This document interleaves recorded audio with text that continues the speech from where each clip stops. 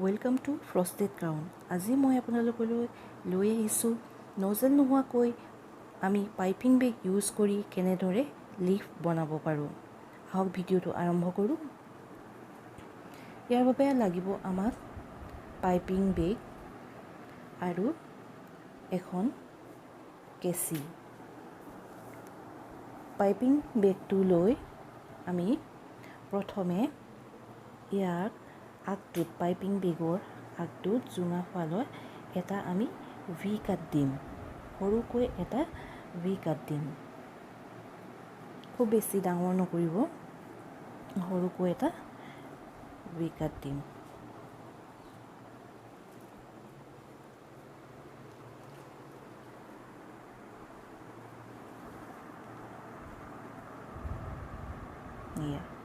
এইটো ভি কাট দি লৈছোঁ। ইয়াত আমি হুইপ ক্ৰীম ভৰাই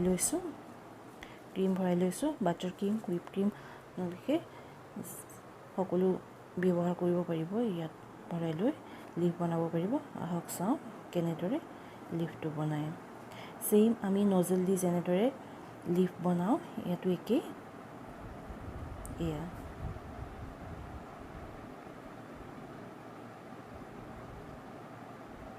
আপোনাৰ ইচ্ছা অনুসৰি আপুনি সৰু বা ডাঙৰ কৰিব পাৰিব লিফবোৰ।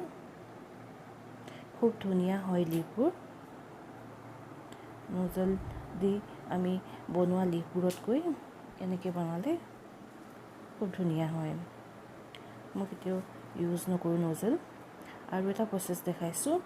এইটোত মই এটা এ শ্বেপত কাটি লৈছোঁ বা ওলোটা ভি শ্বেপত।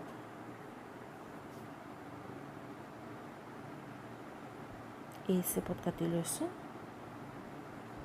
নজলটো। পাইপিং বেগটোত মই এই শ্বেপত কাটি লৈছোঁ। এই চাওক,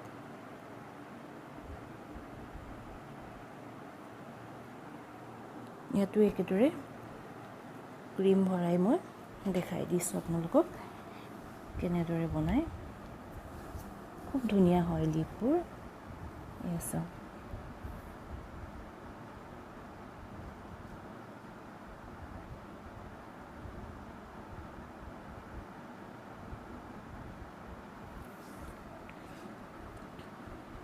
এয়া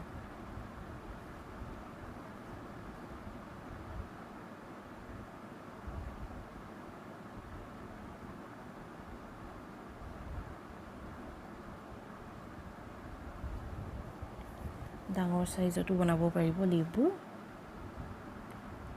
অকল লিফেই নহয়, বিভিন্ন ধৰণৰ ইয়াৰ নজল নোহোৱাকৈ এই কাঠটো দি আপোনালোকে বৰ্ডাৰ বনাব পাৰে কেকৰ। চাওক, আপোনালোকে বনাই চাব, নিজে ঘৰ বনাই চাব আৰু কেনেকুৱা পালে মোক জনাবলৈ নাপাহৰিব। যদি ভিডিঅ'টো চাই ভাল পালে লাইক শ্বেয়াৰ কৰিবলৈ নাপাহৰিব আৰু মোৰ চেনেলটো ছাবস্ক্ৰাইব কৰিব। ধন্যবাদ।